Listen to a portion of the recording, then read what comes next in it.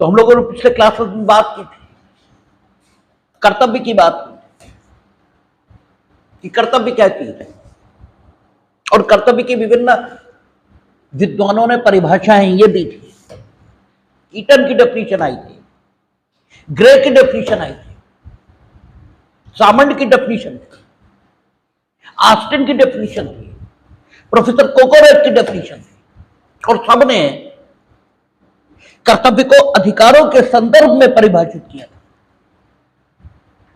Austin अकेले ऐसे आदमी थे जिन्होंने अधिकारों के संदर्भ से अलग हटकर कर्तव्यों की व्याख्या की थी, और निरपेक्ष कर्तव्य इस रूप में भी कर्तव्यों की डेफिनेशन ये उन्होंने दी थी, और ऑस्टिन से सहमत हुए थे।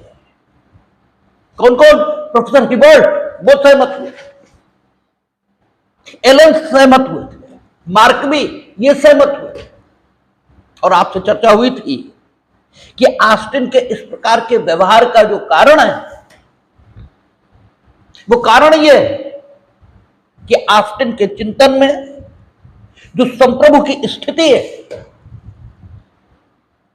वो सबसे ऊपर है।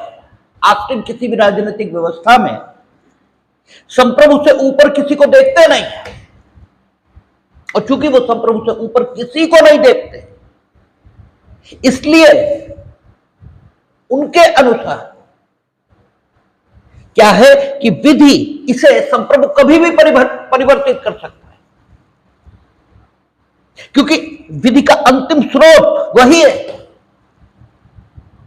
और विधिक अधिकार का जन्म ये कानून से ही होगा। इसलिए संप्रभु को कानून की मर्यादा और सीमा के माध्यम से नियंत्रित नहीं किया जा सकता। इससे संप्रभु के विरुद्ध कोई विधिक अधिकार हो ही नहीं सकता। संप्रभु स्वयं किसी विधिक अधिकार से ठीक है बाधित हो ही नहीं सकता। इसलिए यह कहना ईटन की भाषा में कि विधिक अधिकारों की रक्षार्थ जब किसी को कुछ करने या न करने का निर्देश राज्य की ओर से मिले तो स्थिति यह बनेगी कि संबंधित व्यक्ति कर्तव्याधीन है। यह बात संप्रभु के संबंध में लागू हो ही नहीं सकती। क्यों? संप्रभु जो मान्य विधिक अधिकार है जिसकी रक्षा के लिए दूसरे में कर्तव्य उत्पन्न हो रहा है, उससे अधिक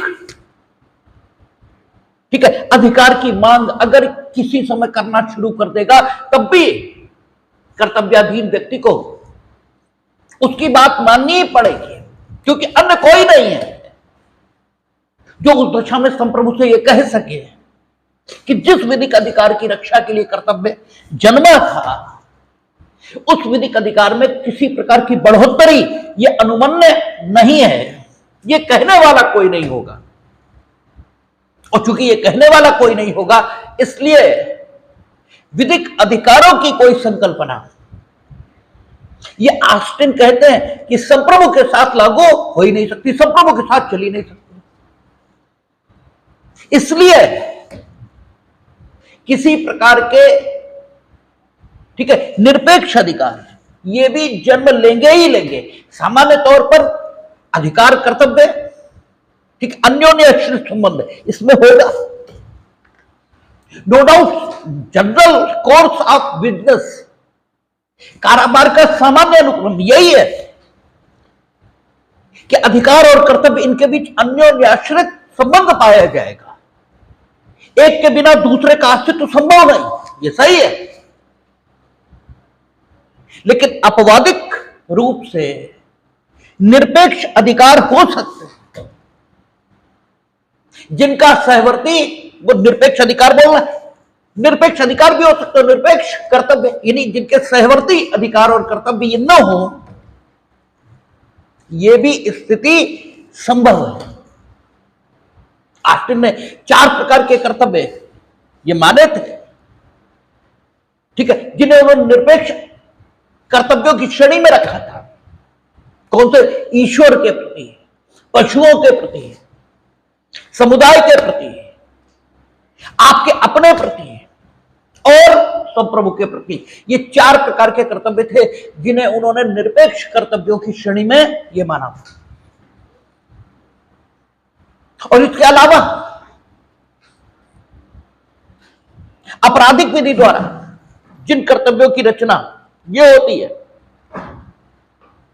उन्हें भी निरपेक्ष कर्तव्यों की श्रेणी में ये माना गया था। एलन ने समर्थन दिया था ऑस्टिन को, और एलन ने कहा था कि संप्रभु कई बार अपनी ताकत से ये कुछ सकारात्मक कर्तव्य नागरिकों के लिए उत्पन्न कर देता है जिसका कोई सहवर्ती विधिक अधिकार नहीं होता। उसने कहा था कि जैसे संप्रभु कर्तव्य बना देता है आपसे अपनी स्वास्थ्य रक्षा का, हम लोगों ने कोविड के जमाने में देखा था, किसी भी चिंतक विचारक को वर्तमान परिस्थितियों से जोड़कर यह समझना चाहिए। जब आप वर्तमान परिस्थितियों से जोड़कर किसी विचारक को समझते हैं तो विचारक की प्रासंगिकता यह आपके सामने आती है और आपको यह लगता है कि विषय ये जीवन से जुड़ा हुआ है, विषय हवा में नहीं चल रहा, विषय जीवन को विनियमित करने के दृष्टिकोण से ही निर्मित हुआ है। एलन कहता है, हम लोगों ने कोविड के जमाने में देखा था, संप्रभु ने आपके लिए कर्तव्य निर्धारित किया था, you must wear the mask, otherwise you can not go in out. ठीक है, आप बाहर नहीं जा सकते, यू मस्ट गेट वैक्सीनेटेड। ठीक है, आपके प्रति और उसका कोई सहवर्ती विधिक अधिकार नहीं था। एलन कहता है यह स्थिति संप्रभु ने अपनी संप्रभु शक्ति से उत्पन्न कर दी थी। तो निरपेक्ष कर्तव्य ये होते हैं, ऐसा विचार है ऑस्टिन का। और इसीलिए ऑस्टिन की जो डेफिनेशन है विधिक कर्तव्यों की, वो हम देखते हैं, उसमें विधिक कर्तव्यों की जो डेफिनेशन है वो विधिक अधिकारों के संदर्भ में नहीं है। जबकि कीटन की डेफिनेशन आप देखेंगे, चाहे ग्रे की डेफिनेशन देख लें, चाहे प्रोफेसर कोकोरेक की डेफिनेशन देखें और चाहे सामंड की डेफिनेशन देखें, सब विधिक अधिकारों के संदर्भ में कर्तव्यों की व्याख्या ये कर रहे हैं। कीटन ने कहा था कि दूसरे में निहित विधिक अधिकार की रक्षा के लिए राज्य जब किसी पर कुछ करने या न करने का दायित्व रखते तो उसे हम, ठीक है, विधिक कर्तव्य की संज्ञा ये देते हैं। इस तरह हम लोगों ने देखा था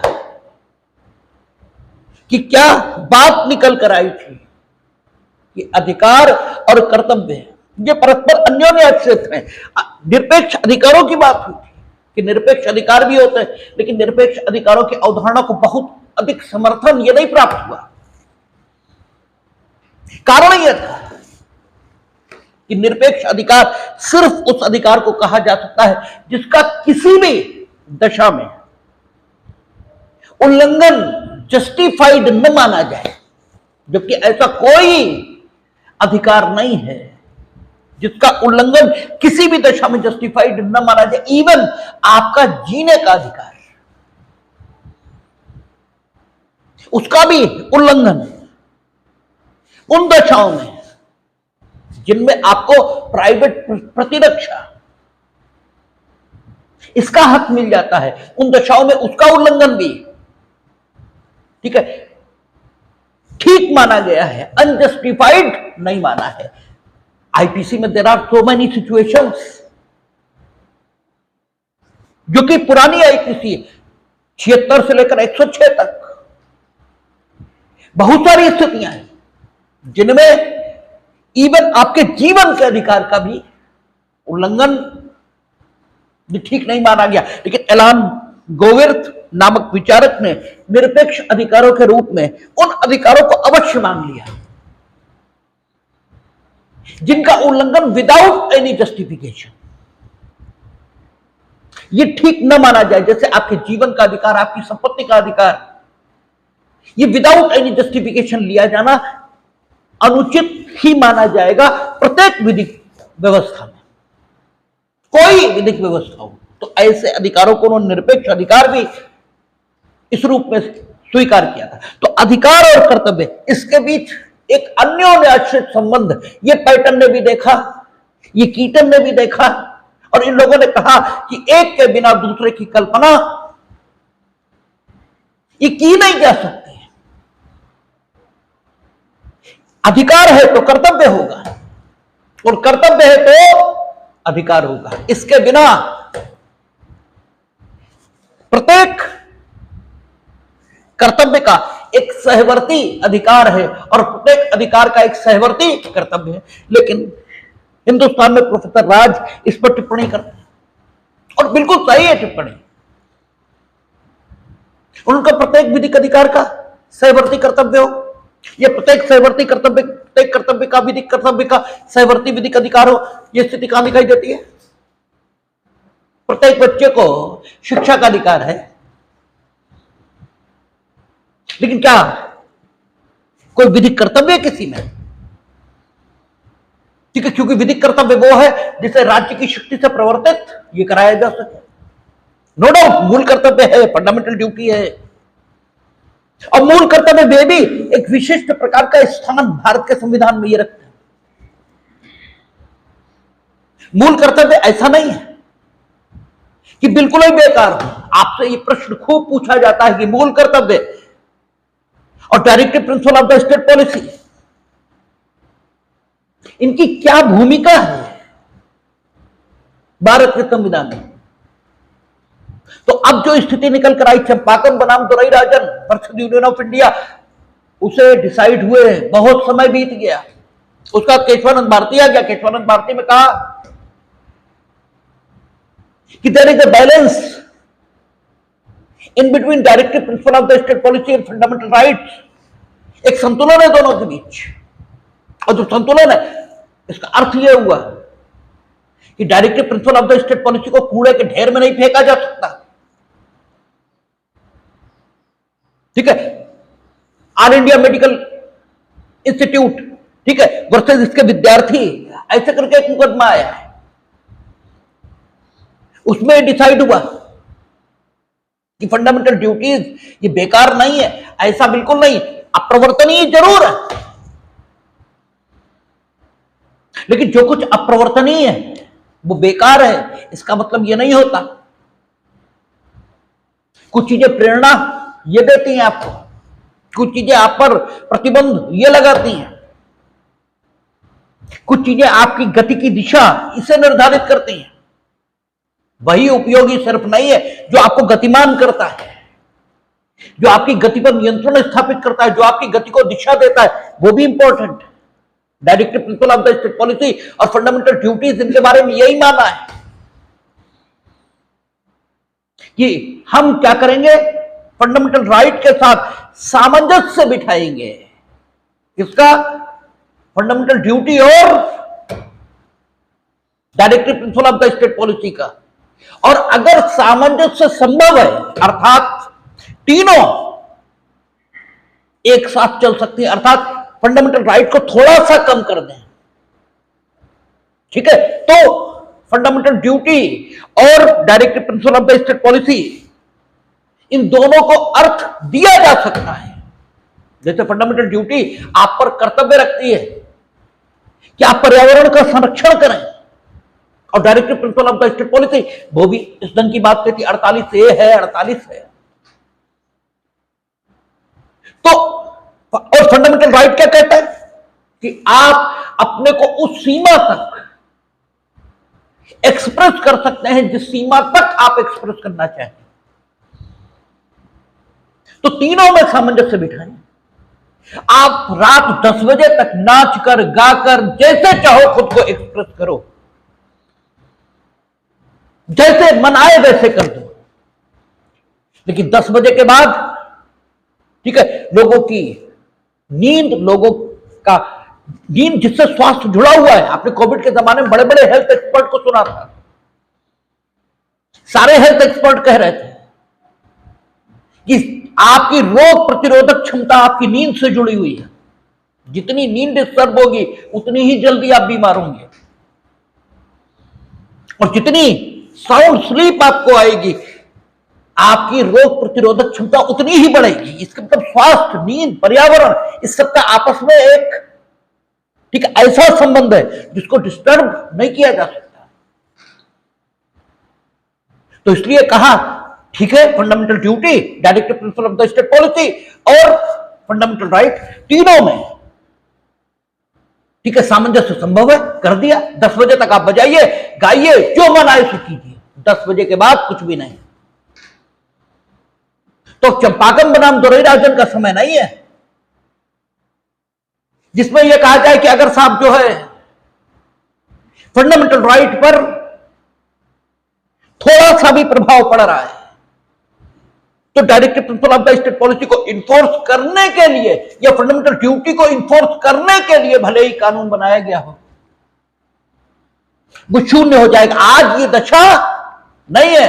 आज दशा ये कि जब सामंजस्य किसी प्रकार संभव ना हो, तीनों के बीच सामंजस्य किसी प्रकार संभव ना हो, तो फंडामेंटल राइट को वरीयता भी मिलेगी। और जब तक सामंजस्य संभव है तब तक तीनों को वरीयता दी जाएगी, और चाहे directive principle of the state policy हो और चाहे फंडामेंटल ड्यूटी या फंडामेंटल राइट पर प्रतिबंध लगाने का एक समुचित और जस्टिफाइड आधार माना जाएगा।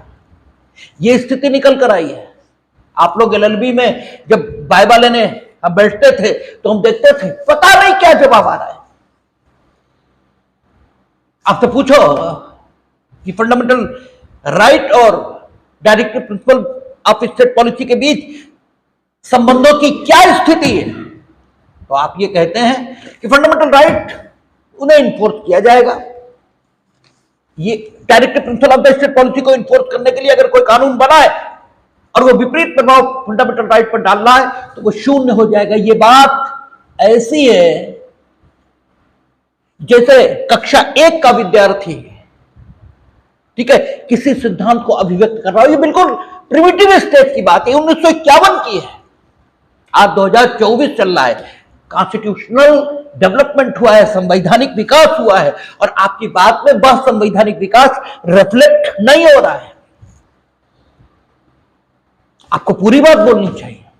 तो जब हम इस बात को ध्यान में रखकर ये देखते हैं तो हमें पैटर्न, कीटन, इनकी बात ठीक नहीं दिखती, क्योंकि ये क्या कहते हैं, अधिकार कर्तव्य इसके बीच अन्योन्याश्रित संबंध है। अन्योन्याश्रित मीनिंग दरबाई एक के बिना दूसरे का अस्तित्व संभव नहीं। जबकि प्रोफेसर राज की बात एकदम ठीक है कि फंडामेंटल ड्यूटी जरूर है, ठीक है, कि आप अपने जो वार्ड ठीक है उन्हें शिक्षा देंगे। प्रत्येक बच्चे का राइट टू एजुकेशन एक्ट ये पारित हो गया, शिक्षा का अधिकार विधेयक आ गया है, लेकिन इसके बाद भी सहवर्ती कर्तव्य राज्य के ऊपर इस प्रकार आ गया हो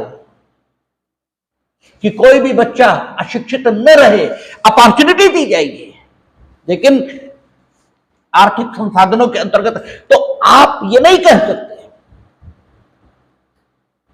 कि प्रत्येक जो विधिक कर्तव्य है उसका सहवर्ती विधिक अधिकार है, कोई अन्योन्याश्रित संबंध हो, ऐसा नहीं है।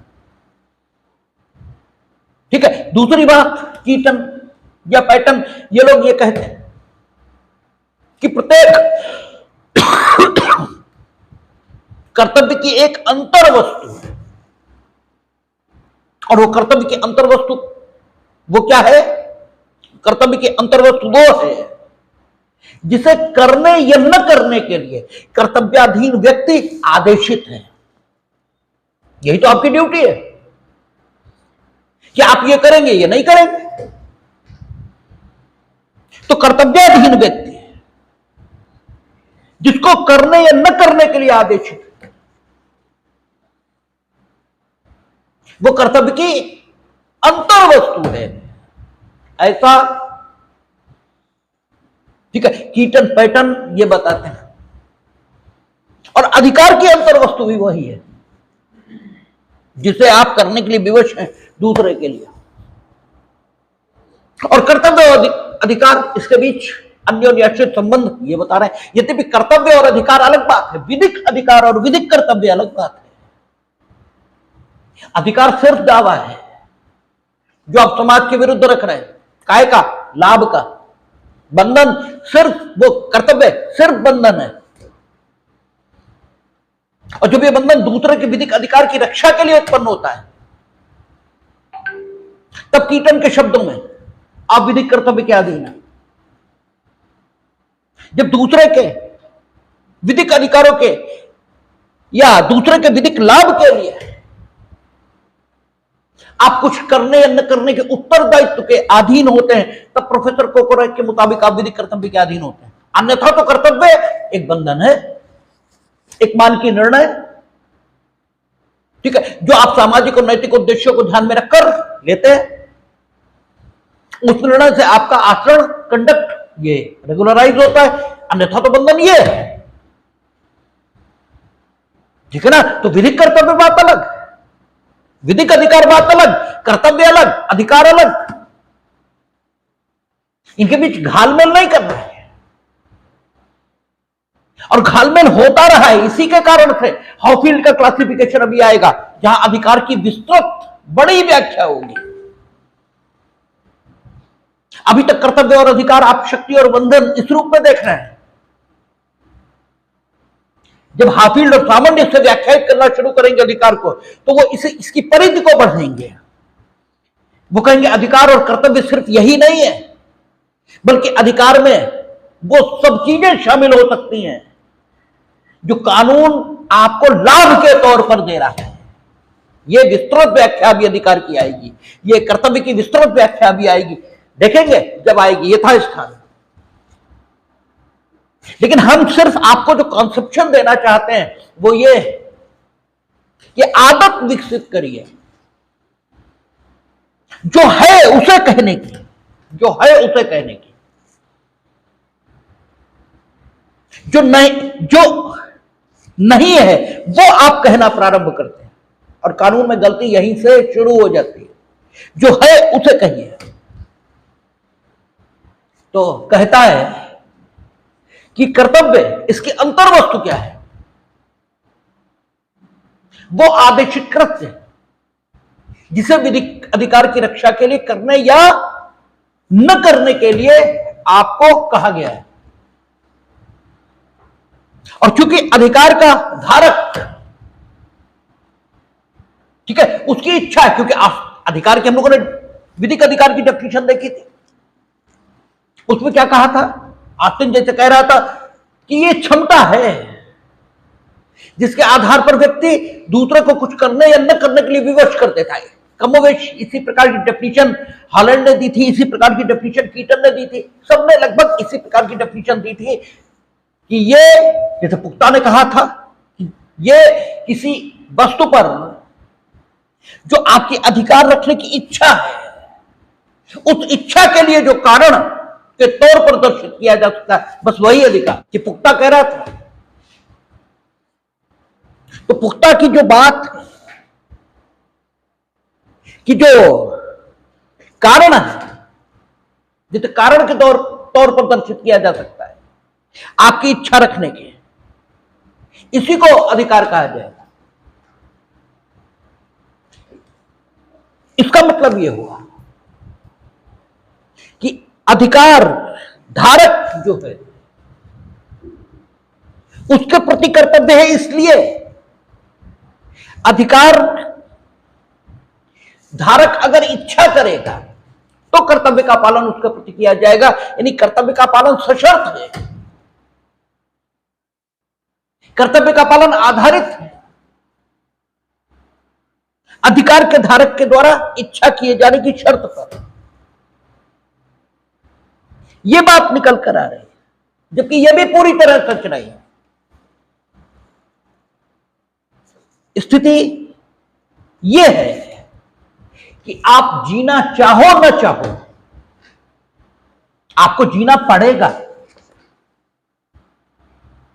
ठीक है। दूसरी बात यह है कि कोई आपको ना मारे, या कर्तव्य है सबका, लेकिन आपका यह अधिकार नहीं है कि कोई आपको ना मारे। है, सबका कर्तव्य है कि कोई किसी को ना मारे, लेकिन किसी का यह अधिकार नहीं है कि कोई उसे ना मारे। ठीक है, तो ये बातें भी पूरी तरह ठीक नहीं दिखाई दे रही हैं। ऐसे ही ये सही है कि सामान्य तौर पर कर्तव्य इसका सहवर्ती विधिक अधिकार है, लेकिन अपवादिक तौर पर आपराधिक विधि की बात छोड़ दें, नहीं कर रहे हम आपराधिक विधि की बात, नहीं कर रहे हम आस्किन की उच्च क्लासिफिकेशन की बात, जो उन्होंने निरपेक्ष कर्तव्य के संबंध में, स्व से संबंधित कर्तव्य, संप्रभु से संबंधित कर्तव्य आदि आदि कहे, हम नहीं करते उसकी बात। इसके बाद भारत के संविधान में आ जाइए, 15(4), 16(4), 16(4)A, जब आपको कॉन्स्टिट्यूशन पढ़ाया गया खूब बताया गया है ये कि आरक्षण किसी का अधिकार नहीं, आरक्षण किसी का अधिकार नहीं। ठीक है, आरक्षण के संबंध में जो मुकदमे डिसाइड हुए हैं, सब में कहा है कि ये इनेबलिंग प्रोविजंस है, ये सामर्थ्यकारी उपबंध है। राज्य को सामर्थ्य मिलेगी, चाहे तो कर दे, और कर दिया तब ठीक है, तब आपका अधिकार आ गया, नहीं किया कोई मांग नहीं हो सकती। अधिकार किसी का नहीं आरक्षण, और ये स्टेब्लिश व्यू है। इसीलिए जब जाति आधारित जनगणना की मांग चल रही थी तो हम यही कह रहे थे आप लोगों से कि बेवकूफी, ये बेवकूफ बनाने का उपक्रम है, कुछ नहीं होगा, कुछ हो ही नहीं सकता, क्योंकि कोई कानून राज्य ऐसा नहीं बना सकता जो संविधान के मूल संरचना के विरुद्ध हो। और अनेकों मुकदमों में ये डिसाइड हुआ है, इंदिरा साहनी सहित अनेकों मुकदमों में ये डिसाइड हुआ है कि क्या है, एफिशिएंसी ऑफ द एडमिनिस्ट्रेशन, ये बेसिक स्ट्रक्चर का पार्ट, और ये सब में डिसाइड हुआ है कि रिजर्वेशन से basic efficiency of the administration प्रभावित होती है। लेकिन समता लाने के लिए रिजर्वेशन जरूरी, लेकिन एमआर बालाजी से लेकर और आज तक स्टेब्लिश व्यू यही है कि एससी, एसटी और ओबीसी कुल मिलाकर इनका रिजर्वेशन 50% से अबव नहीं जाएगा। इसके अबव जाना ये बेसिक स्ट्रक्चर के अगेंस्ट है। तो जो मूर्ख टाइप के लोग हैं उन्हें बेवकूफ बनाया जा सकता है। और हम तो कह रहे थे कि ये बिहार में शुरू करें, अच्छा रहेगा, सुप्रीम कोर्ट तक जाएगा, इनकी पोल खुलकर सामने आ जाएगी कि इससे तुम बेवकूफ बना रहे हो और कुछ नहीं हो सकता। ये संभव है, आप जाति आधारित जनगणना करा लो, हो जाएगी, लेकिन उसके आधार पर आप इधर रिजर्वेशन बढ़ाना चाहो नहीं बढ़ सकता, क्योंकि बेसिक स्ट्रक्चर का प्रिंसिपल है रिजर्वेशन किसी का हक नहीं। These are enabling provision only, ये सामर्थ्यकारी उपबंध है, इसके अलावा कुछ नहीं। ये किसी भी अधिकार की रचना ये नहीं करते। ये आपको बताया गया था, तो प्रोफेसर राज की टिप्पणी ठीक है कि अधिकार के धारक पर की इच्छा पर कर्तव्य नहीं है। ठीक है, सहवर्ती विधिक अधिकार पैदा ही होता हो ऐसी भी बात नहीं है, और अधिकार ऐसे भी ठीक है हो सकते हैं जिनका कर्तव्य ना हो, कर्तव्य ऐसे भी हो सकते हैं जिनके अधिकार ना हो। ये सारी बातें अपने में ठीक है, लेकिन इसके बाद भी विचारक स्वयं में गलत नहीं होते, क्योंकि हम लोगों ने शुरुआत में बात की थी, हम लोगों ने देखा था कि सारे अध्ययन के 3 पहलू थे, और हमने कहा था किसी भी बात का कोई एक पहलू से अध्ययन कर रहा है इसका मतलब यह नहीं है कि वो गलत है। अरे जिंदगी इतनी बड़ी नहीं होती कि हर पहलू से चीजों का अध्ययन हो ही जाए, नहीं हो पाता है। एक पहलू से किसी ने अध्ययन किया तो उसकी भी बात कमोबेश ठीक है, और आप सारे पहलू पढ़ेंगे तो बात क्लियर हो जाएगी। तो विधिक अधिकार, विधिक कर्तव्य, इनका परस्पर संबंध। अब एक तीसरी बात कि विधिक व्यवस्था को अधिकार आधारित होना चाहिए या व्यक्ति आधारित होना चाहिए या आवश्यकता इस पर आधारित होना चाहिए। जो व्यवस्था बननी चाहिए, यानी जो विधिक व्यवस्था बन रही है, इस विधिक व्यवस्था को अधिकार पर आधारित होना चाहिए, कर्तव्य पर आधारित होना चाहिए या आवश्यकता आधारित होना चाहिए। ये तीन दृष्टिकोण है व्यवस्था निर्माण के संबंध में, क्योंकि सिद्धांतों का अध्ययन के लिए थोड़ा ही होता है। ठीक है, यद्यपि हमने पहले भी कहा कि सिद्धांतों का अध्ययन के लिए भी होता है। ठीक है, जैसे आप कॉमिक्स पढ़ते हो तो पढ़ने के लिए बस पढ़ लेते हो, लेकिन यह भी कहना पूरी तरह ठीक नहीं है। आप कॉमिक्स खुद को खुश करने के लिए पढ़ते हो, और जब आप प्रसन्न होंगे तो नवीन विचारों की उत्पत्ति प्रसन्नता इसी से होती है। तो कुल मिलाकर नटशेल में अगर हम बात करें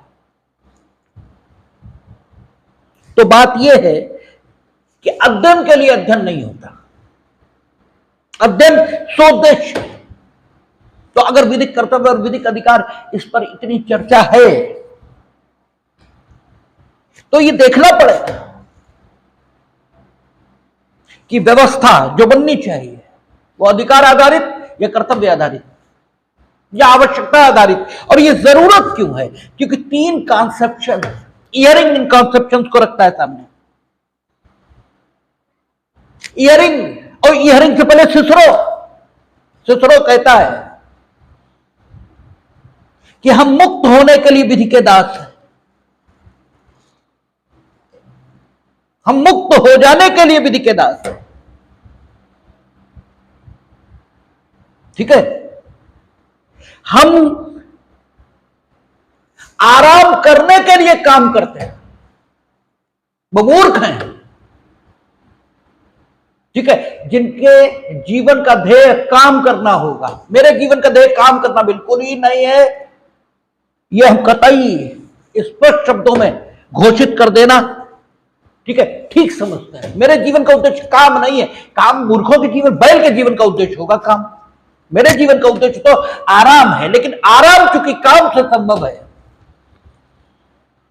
इसलिए मजबूरी में काम ये हम करते हैं। हम आपकी नहीं जानते, हम अपनी बात कह रहे हैं। आप हो सकता है भाई बैल हो, आपको काम पसंद हो, आप काम के लिए काम करते हो, हमें नहीं पसंद है, हम नहीं करते। हम तो काम इसलिए करते हैं क्योंकि आराम उसी से संभव है। और सिसरो यही कह रहा है। सिसरो कहता है मुक्त होने के लिए विधि के दास। हमने कानून की गुलामी स्वीकार की है इसलिए ताकि हम स्वतंत्र हो पाए। हम कानून इसलिए मान रहे हैं ताकि हम ठीक जीवन जी सकें। हम अगर यह मान्यता देंगे कि कोई अपनी प्रसन्नता जिस समय तक चाहे उस समय तक अभिव्यक्त करे, तो आज आप भले ही अपनी प्रसन्नता रात भर अभिव्यक्त कर लो, लेकिन जिस दिन बीमार हो गए उस दिन आपको समझ में आएगा कि नहीं, 10 बजे के बाद डीजे नहीं चलाना चाहिए। दूसरे को जिस दिक्कत होती है, और एक बार बीमार पड़ने के बाद अगली बार आप 10 बजे के बाद खुद डीजे बंद करना शुरू कर दोगे। तो हम मुक्त होने के लिए विधि के दास। सिसरो यही कहता है। वैसे ही जैसे आराम के लिए काम करना है, ऐसे ही सिसरो कहता है, इयरिंग कहता है। तीन बातें हैं। पहली बात क्या है? मैं समाज के लिए हूं, पहली बात यह है। दूसरी बात हो सकती है, सोचने का दूसरा ढंग हो सकता है, समाज मेरे लिए है। ठीक है, एक सोचने का दृष्टिकोण हो सकता है मैं समाज के लिए हूं, ठीक है। दूसरा दृष्टिकोण हो सकता है समाज मेरे लिए है, और तीसरा दृष्टिकोण हो सकता है मैं स्वयं के लिए हूं, ठीक है। हम अपने लिए हैं, हमें किसी से मतलब नहीं, मेरा जिसमें भला होगा हम वो करेंगे। और अगर ये मान लिया जाए मैं स्वयं के लिए हूं, तो जो व्यवस्था बनेगी वो कैसी बनेगी? आवश्यकता आधारित। मैं स्वयं के लिए हूं, मुझे जो जरूरत है हम वो निर्मित करेंगे, हमें दूसरों से क्या लेना देना, मैं स्वयं के लिए हूं। और इस आधार पर विधिक व्यवस्था का निर्माण किसने देखा है? लुंड स्टेट, यानी रियलिस्टिक, यथार्थवादी। वो विधिक व्यवस्था का निर्माण इसी आधार पर करना चाहते, ठीक है। तो लुंड स्टेट या रियलिस्टिक, ये इस तर्क वाक्य पर काम करता है कि मैं स्वयं के लिए हूं। रियलिस्टिक, वो रियलिस्टिक नामी से स्पष्ट, यथार्थवादी। यथार्थवादी यानी जो है वो कहते हैं, ठीक है, कि दूसरे को न मारने का जो नियम है न्याय के लिए नहीं है, ये तो बेकार की बात है। वो कहते हैं न्याय, समता, समानता, स्वतंत्रता, ये कोई मतलब ही नहीं है। ये तो तुम्हें बढ़िया बढ़िया शब्द ये रच रखे हैं, वास्तव में तुम्हें डर लगता है। वास्तव में तो बात ये कि हम इनसे ताकतवर हैं, हम इन्हें मत डालेंगे, लेकिन ये तो हमसे ताकतवर हैं, ये हमें मत डालेंगे। तो आत्म संरक्षण की जो आवश्यकता है, कोई न्याय नहीं, कोई न्याय नहीं, कोई समता नहीं, कोई स्वतंत्रता नहीं, ये तो सब मूल्य है, बेकार की बातें, कहने लायक बातें बस। वो कहते हैं कि भारतीय संविधान अधिनियम धारा 37, आप ये जो कहते हो कि प्रत्येक पक्षकार को अपने वचन का पालन करना होगा और प्रत्येक पक्षकार के जो उत्तराधिकारी होंगे उन्हें भी अपने वचन का पालन करना होगा, जब तक की स्थिति ना हो कि ये ना हो कि तुम जिसके उत्तराधिकारी हो पूर्व में ही अपने वचन का पालन कर चुका है। यह संविधान, यह उसकी व्यक्तिगत विशेषता इसी पर आधारित है। जब तक यह पोजीशन न हो तब तक पक्षकार ही नहीं तो उनके उत्तराधिकारियों को भी अपने वचन का पालन करना होगा। वो कहते हैं ये कोई तुम न्याय के लिए थोड़ी कहते हो, तुम्हें खूब मालूम है तुम्हारा लाभ ही इसी में है भाई। वो कहते कोई न्याय व्याय थोड़ी है, वो जो तुम वो कहते हैं जो संविदा कल्प में तुम कहते भूल चूक लेनी देनी, तो ये कोई बड़ा न्याय की भावना से अनुप्राणित होकर तुम ऐसा करते हो, बिल्कुल ही नहीं है। इनफैक्ट तो तुम लेमार हो, लेकिन तुम्हें लगता ही है कि हम तो 10 ही रुपए इनके पास भूलेंगे, वो सॉरी ये तो मेरे पास 10 ही रुपए भूलेंगे, हम हो सकता है 1 लाख भूल जाए, ठीक है, तो हमारा ज्यादा नुकसान हो जाएगा। इसलिए भूल चूक लेनी देनी जो संविदा कल्प और जो सारी चीजें तुमने बना रखी है कुछ नहीं है, ये बेकार की बात है।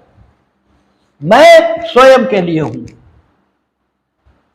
यह है कॉन्सेप्शन। रियलिस्टिक जिस व्यू से देखेंगे चीजों को, जहां पर खड़े होकर देखेंगे, वहां उनके कोण पर खड़े होकर देखिए तो आपकी दृष्टि भी वहीं जाएगी जहां उनकी जा रही है, और आपका दृष्टिकोण उन्हीं के जैसा हो जाएगा। खड़े होकर देखिए वहां पे, वो कहते हैं आप, ठीक है, व्यवस्था, आत्मसंरक्षण, सुरक्षा, ये आपकी आवश्यकताएं हैं जिसकी वजह से सारे तंत्र विकसित होते हैं, सारे विधिक अधिकार और सारे विधिक कर्तव्य अस्तित्व में आते हैं। कुछ नहीं, वो कहते हैं शांति तो एक आवश्यकता है, शांति कोई मूल्य थोड़ी है जिस मूल्य को तुम बड़ा प्रदत्त करते घूम रहे हो, ऐसा कुछ थोड़ी है। शांति एक आवश्यकता है, इसकी जरूरत है तुम्हें। ये तुमने नियम जो बनाया है कि साहब जो है न्याय सर्वोच्च है, ठीक है, आपने इंडियन पुलिस एक्ट उसमें ये लिखा कि पुलिस का पहला काम न्यायालय के आदेश की, ठीक है, आपूर्ति है। आप प्राइमेसी देंगे, सबसे प्रायोरिटी पर आपका जो काम होगा वो होगा कोर्ट ऑर्डर का पालन। ये आपने इसलिए नहीं लिखा कि आप बड़ा न्याय के प्रति कोई सम्मान की भावना रखते हैं, वो कितनी रखते हैं वो रोज दिखाई देता है। न्याय के प्रति आपके मन में सम्मान की भावना कितनी है ये तो रोज द्रष्टव्य है, रोज दिखाई देता है। वो तो इसलिए तुमने बनाया है क्योंकि तुम्हें मालूम है कि न्यायालय का आदेश यही है जिसके माध्यम से समाज विरोधी तत्वों को अर्थात अराजक लोगों को जेल में रखा जा सकता है, और उनका जेल में रहना समाज में शांति की गारंटी है, और शांति तुम्हारी प्रगति के लिए आवश्यक है। इसलिए तुमने ये सब किया है। रियलिस्टिक बड़े अच्छे लोग हैं, हमें तो बड़े बढ़िया लगते हैं, बड़ी शान की बात कहते हैं। वो सारे आवरण एक साथ हटाकर रख देते हैं, वो कुछ नहीं मानते, और बिल्कुल ठीक है, उनकी बात एकदम सही, इसीलिए प्रतिक्रियावादी भी कहलाते हैं। वो प्रतिक्रियावादी कहलाते हैं, वो प्रभावित नहीं होते बड़ी बड़ी बातों से, उनके मन में एक रिएक्शन है, वो ढूंढते हैं चीजों को कि सही स्थिति क्या है, एकदम ठीक बात क्या है। और एकदम ठीक बात अगर देखो तो यही है, लेकिन यह भी पूर्ण सत्य नहीं है। इसी समाज में कृष्ण भी है, इसी समाज में बुद्ध भी है, इसी समाज में ऐसे लोग भी हैं जिन्होंने वाकई उन मूल्यों के लिए ही उन मूल्यों की साधना की है, ठीक है, ऐसे लोग भी हैं। इसलिए पूर्ण रूप में सत्य तो कहीं नहीं मिलेगा, लेकिन फिर भी इसीलिए कभी भी चीजों को इस ढंग से नहीं पढ़नी चाहिए कि पढ़ना चाहिए कि फलाना विचारक मूर्ख है, फलाना विचारक। हर विचारक जो देख रहा है वो अपने अनुभव के आधार पर देख रहा है। वो जहां खड़ा है वहां से सोचिए ना, वो जहां से देख रहा है चीजों को वहां से देखिए, आपको भी वैसे दिखाई। और ऐसा नहीं है कि वो सिर्फ भ्रम है, वो सिर्फ भ्रम नहीं है, वैसा भी है। हाँ ये ठीक है, ठीक है। और इसीलिए ठीक है, ये कहा जाता है कि लोकतंत्र होना चाहिए। लोकतंत्र का मतलब भीड़ तंत्र का शासन नहीं होता, वो एक बहुत छोटी बात है। इसी का कारण लोकतंत्र का अर्थ है दूसरे के मत को सम्मान। इसीलिए कहा जाता है क्योंकि आप सब कुछ सोच लेंगे, ये संभव नहीं है, ठीक है। तो इहरिंग कहता है 3 तर्क वाक्य हैं, मैं स्वयं के लिए हूं।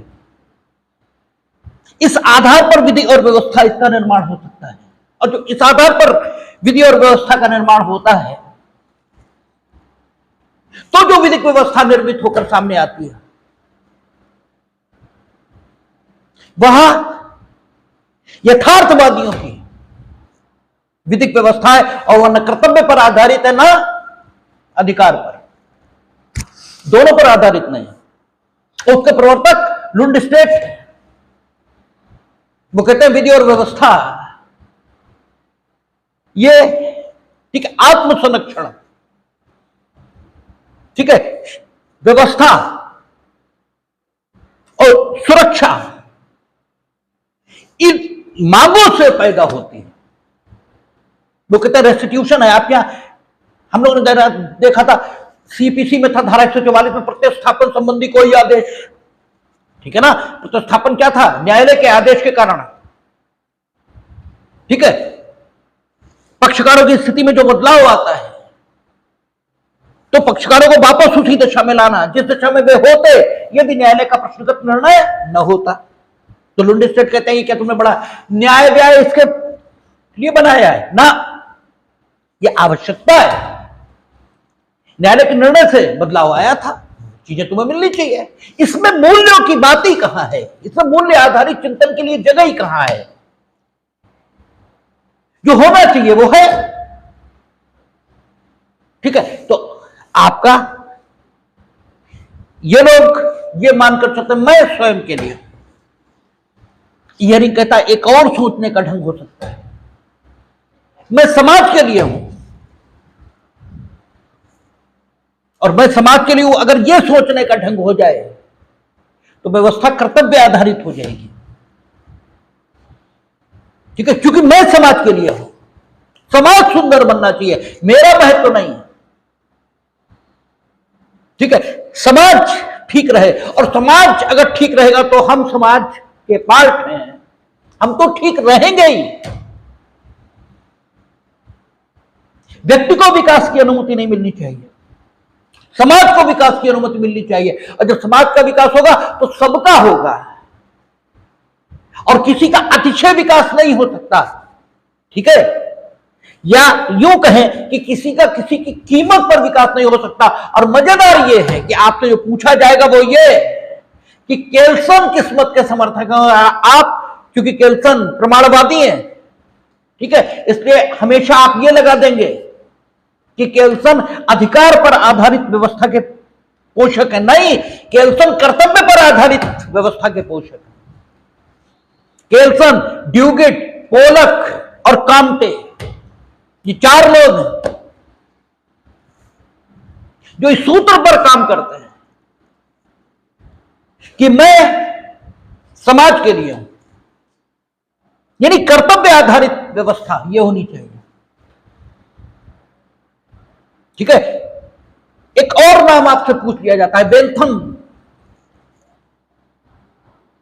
किसके शिष्य हैं? तो बेंथम प्रीस्टले इनके शिष्य हैं। ये संदर्भ से अलग हटकर बता रहा हूं। बेंथम का प्रसिद्ध वाक्य है कि कानून का निर्माण अधिकतम लोगों के अधिकतम सुख के लिए होना चाहिए, और यह बात उन्होंने प्रीस्टले से लिया था। ठीक है, यह प्रसंग से हटकर बात करना।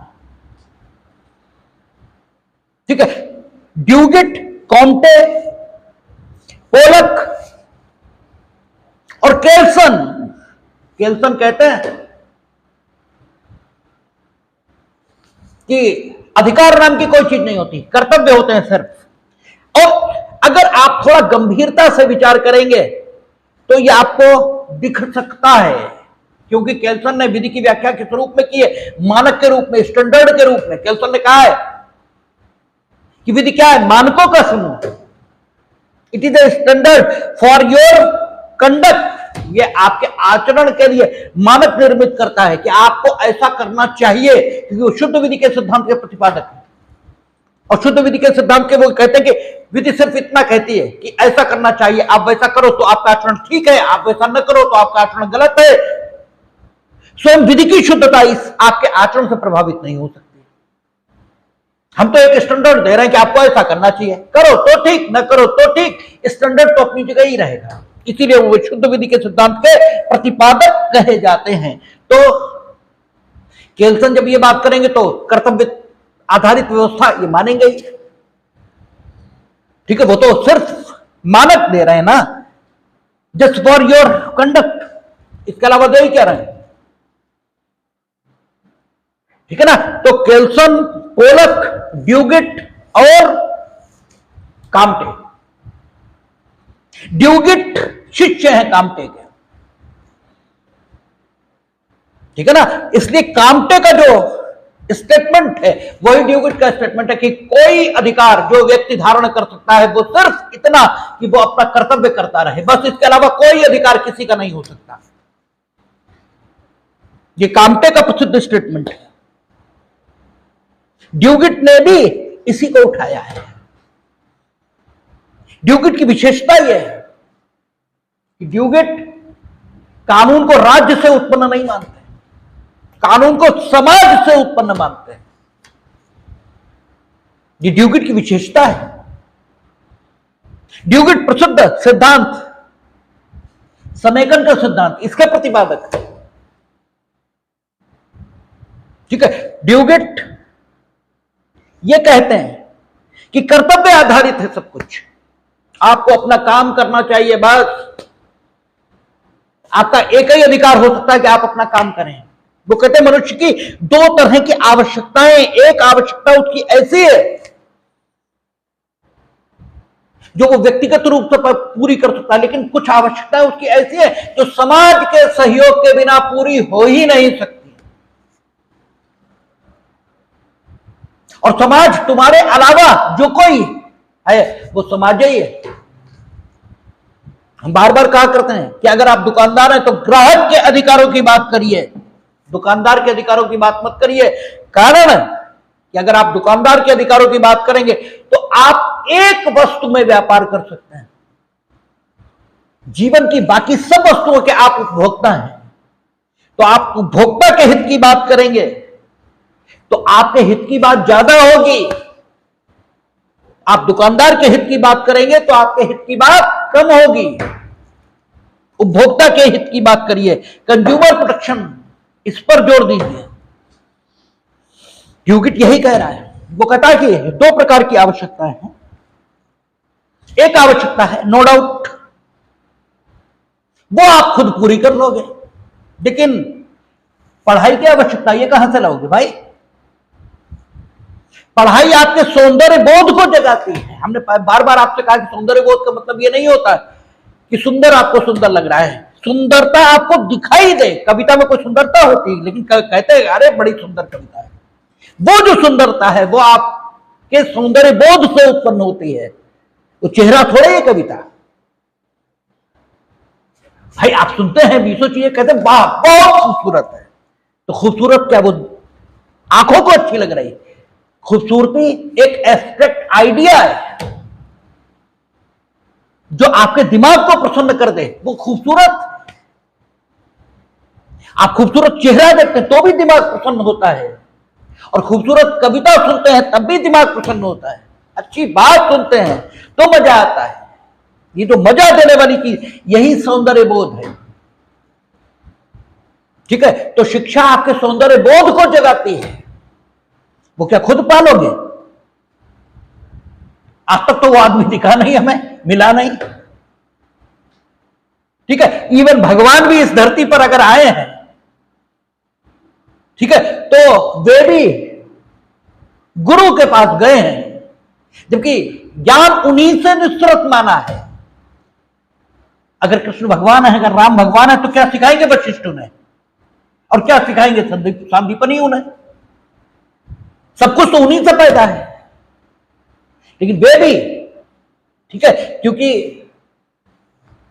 मानवीय रूप में है और मानव इसे ज्ञान प्राप्त करना ही होगा। तो आपकी आवश्यकताएं ऐसी भी हैं जो आप स्वयं पूरी कर सकते हैं, लेकिन आपकी आवश्यकताएं ऐसी भी हैं जो बिना समाज के सहयोग के पूरी नहीं होंगी।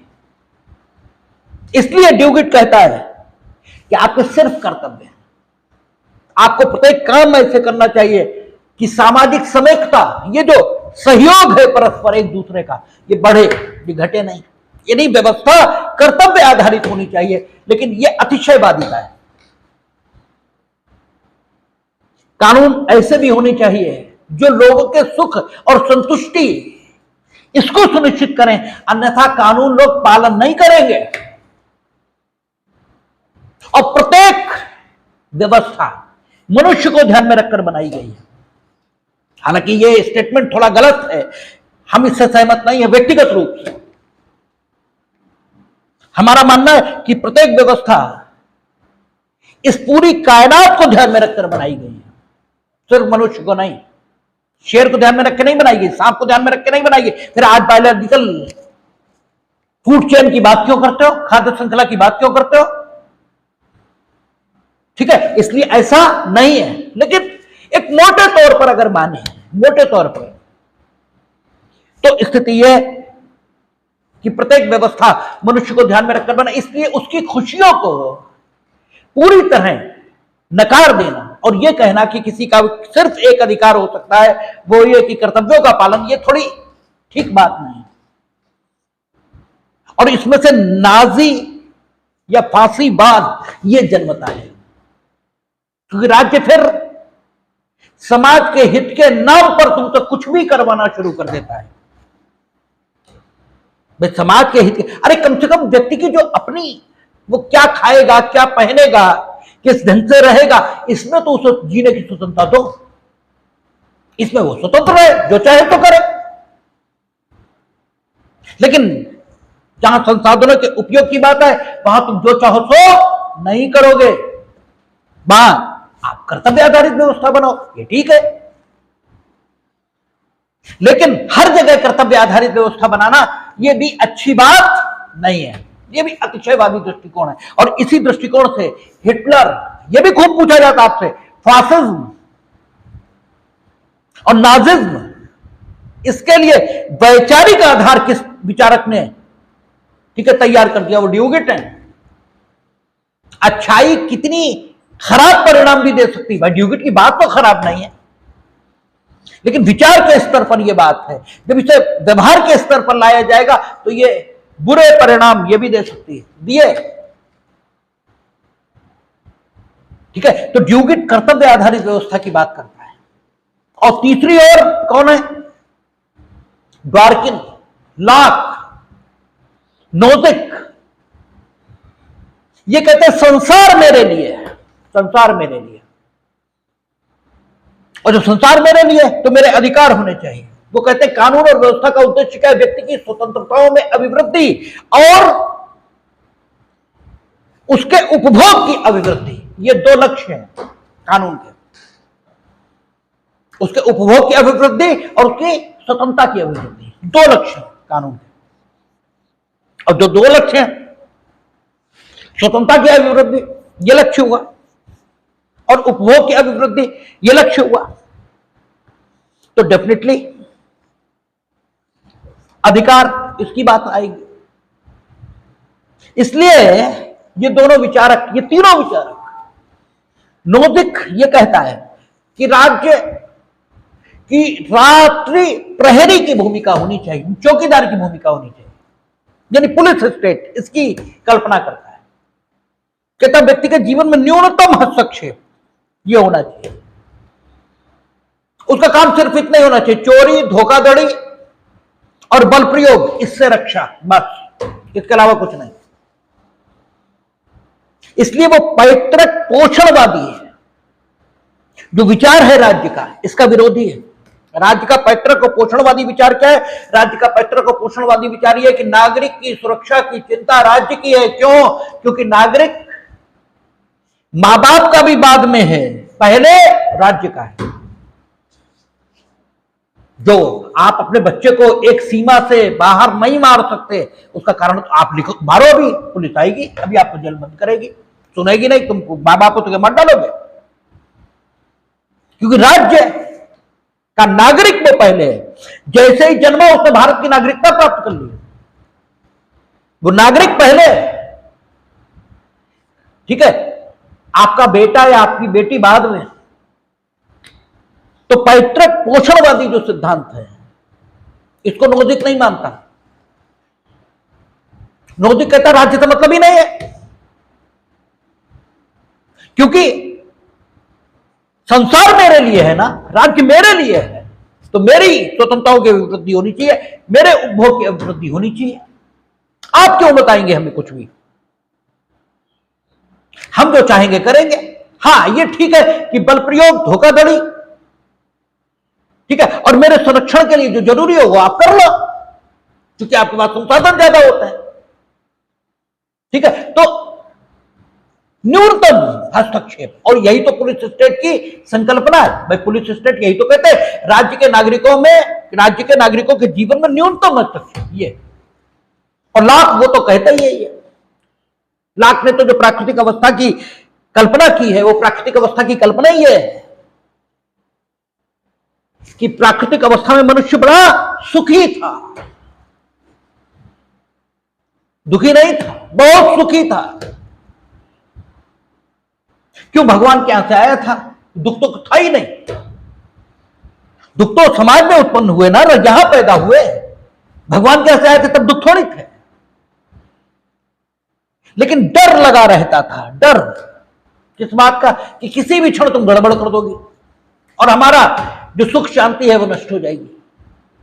और अगर तुमने गड़बड़ की तो तुम मानोगे भी नहीं कि गड़बड़ की हमने, तुम तो कह दोगे हमने की ही नहीं। जैसे केजरीवाल कह रहा कि वो हमने तो किया ही नहीं। अरे तुमने किया नहीं तो हो गया क्या? नहीं किया तो बता दो, पासवर्ड फोन का वो क्यों नहीं बता रहे? उसमें आर्टिकल 20 का संरक्षण क्यों मांग रहे हो? भाई ठीक है, अनुच्छेद 20 की बाध्यता है ईडी के लिए, है ना, कि वो तुमसे जबरदस्ती नहीं पूछ सकती, तुम्हारे लिए थोड़ी है। तुम तो बता रहे हो कि हमने कुछ किया ही नहीं, तो बताओ ये लैपटॉप रखा, ये इसका पासवर्ड खोलो, अभी देखो कुछ निकल आए तो बताना। वो तो तुम छुपे छुपे घूम रहे हो। ठीक है, तो सवाल ये है कि ऐसा तुम काहे कर रहे हो भाई? तो डर ये है कि जब तुम गलत करोगे तो मानोगे भी नहीं कि हमने गलत किया। तो कोई तो होना चाहिए जो ये कहे अधिकृत रूप से कि नहीं आपने गलत किया। अब ये पढ़े लिखे कितने मूर्ख और धूर्त होते हैं। अब आम आदमी पार्टी के प्रवक्ता क्या बता रहे हैं, बोले साहब पीएमएलए तो ऐसा बना चाहिए जिसमें अभियुक्त को अपनी दोषिता स्वयं साबित, वो निर्दोषिता स्वयं साबित करनी थी। तो बहुत जगह मैं प्रिजम्पशन कानून में ये तो लगातार बहुत जगह कि आपको अपनी निर्दोषिता स्वयं, 304 भी उसमें नहीं है प्रिजम्पशन। जब कास्टोडियल रेप होगा 376 सबसेक्शन 2 पुरानी आईपीसी की बात कर रहा हूं, तब नहीं है प्रिजम्पशन। एससी एसटी एक्ट में नहीं है प्रिजम्पशन। आपको अपनी निर्दोषिता साबित करनी होगी। तो तुम पे रख दिया तो अच्छा, फिर तुम कहते हो कि ये तो गलत है। अगर गलत है सुप्रीम कोर्ट चले जाओ, अनकॉन्स्टिट्यूशनल घोषित करा लो। भाई अनकॉन्स्टिट्यूशनल गए भी थे तुम पीएमएलए के खिलाफ, अनकॉन्स्टिट्यूशनल पाया है, तो आप कैसे गलत है भाई? तुम्हारे खिलाफ इस्तेमाल हो तो गलत है। ठीक है, तो सवाल ये कि तुम मानोगे भी नहीं जब गलत करोगे। तो इसलिए लॉक कहता है कि न्यायालय की व्यवस्था होनी चाहिए। ठीक है, तो लॉक पूर्ण स्वतंत्रताओं की रक्षा के लिए सारे तंत्र का विकास ये देखता है। इसलिए लॉक क्या कहता है, अधिकार आधारित, अधिकार की सुरक्षा के लिए तंत्र ये बनना है। इसलिए लॉक काय का समर्थक है, अधिकार का, अधिकार आधारित व्यवस्था का। नैतिक न्यूनतम हस्तक्षेप चाहता है, इसलिए वो भी अधिकार आधारित व्यवस्था का पोषक है। और तीसरे ड्वार्किन, ये अधिकार आधारित व्यवस्था के पोषक हैं। वो कहते हैं ड्वार्किन कि अधिकार ये ट्रम्प कार्ड है, ट्रम्प कार्ड है। ये ऐसा कार्ड है जिसके अगेंस्ट कुछ भी मान्य नहीं। ठीक है, वो कहते हैं कि व्यक्ति के अधिकारों में, वो कहते हैं अक्सर जो विधायिका निर्णय लेती है संसाधनों के बंटवारे का, यह विधायिका विधायी निर्णय लेती है, यानी कानून बनाने का निर्णय लेती है, तो वो ये देखती है कि सर्व सामान्य की भलाई किसमें हो। तो चूंकि ड्वार्किन ट्रम्प मान रहे हैं ना, तो ट्रम्प का उपयोग सामान्य तौर पर नहीं होता। आप जब ताश का खेल खेलते हैं तो ट्रम्प का उपयोग सामान्य तौर पर नहीं करते हैं, लेकिन जब ट्रम्प लगेगी फिर कुछ नहीं माना जाएगा। ठीक है ना, ताश हमें आता नहीं है, इसलिए उसके सिद्धांत का बहुत गहनता के साथ विश्लेषण हम नहीं कर सकते, लेकिन जुआनियों के साथ बैठे हम भी खूब हैं, तो देखा हमने भी खूब है कि ट्रम्प जब लगेगा फिर कुछ मान्य नहीं होता। ठीक है, तो स्थिति क्या है, वो कहते हैं ड्वार्किन ये ट्रम्प है। वो कहते हैं सामान्य तौर पर विधायिका जब विधायी निर्णय करेगी या संसाधनों का बंटवारा करेगी तो वो सर्व सामान्य के कल्याण को ध्यान में रख सकती है। लेकिन अगर व्यक्ति के अधिकारों की बात आ गई, क्योंकि अधिकार के लिए ही सब कुछ निर्मित हुआ, तो फिर सर्व सामान्य के कल्याण के विचार को प्राथमिकता नहीं दी जा सकती। अब वो कहते हैं बस केवल एक्सेप्शनल इतना कि जब बहुत गंभीर खतरे से बचाना हो सारे समाज को, या किसी बहुत बड़े उद्देश्य की उपलब्धि करनी हो, तब विधायी निर्णय में, ठीक है, सर्व सामान्य के अधिकारों के, ठीक है, लिए व्यक्ति के अधिकारों की बलि ये दी जा सकती है, बस इसके अलावा कुछ नहीं। आप खूब विधायी निर्णय करिए, खूब सब कुछ बांटिए, लेकिन अगर व्यक्ति के अधिकारों की बात आ जाए, जैसे बाकी व्यक्ति की स्वतंत्रता सीमित सिर्फ की जा सकती है 8 उद्देश्यों के लिए, और वो भी उतनी ही जितना उस उद्देश्य की प्राप्ति के लिए सीमित किया जाना युक्ति संगत हो, इससे ज्यादा नहीं। ठीक है ना? तो ड्वार्किन की थ्योरी है ये, जिसे इनकॉर्पोरेट अनुच्छेद 19 में किया। तो अधिकार का आधारित व्यवस्था होनी चाहिए, कर्तव्य आधारित होनी चाहिए, या आवश्यकता आधारित होनी चाहिए। ये 3 सूत्रों पर निर्मित बात है। मैं स्वयं के लिए हूं, समाज मेरे लिए, मैं समाज के लिए हूं। ये 3 सूत्र ईहरिंग के हैं, इन पर निर्मित व्यवस्था है। अब जो केवल बचता है अधिकार और कर्तव्य में, वो केवल इतना जो हाफील्ड और सामान्य ने अधिकारों की विस्तृत व्याख्या ये प्रस्तुत की है, और कुछ विशेष प्रकार के अधिकार, जैसे सर्वलक्षी अधिकार क्या होता है, भूतलक्षी अधिकार क्या होता है, ठीक है, आलोकलक्षी अधिकार क्या है, ठीक है, व्यक्तिलक्षी अधिकार क्या है, साम्यिक अधिकार क्या है, विधिक अधिकार क्या है, ये सारी चीजें बची, यानी समारोह की ओर है।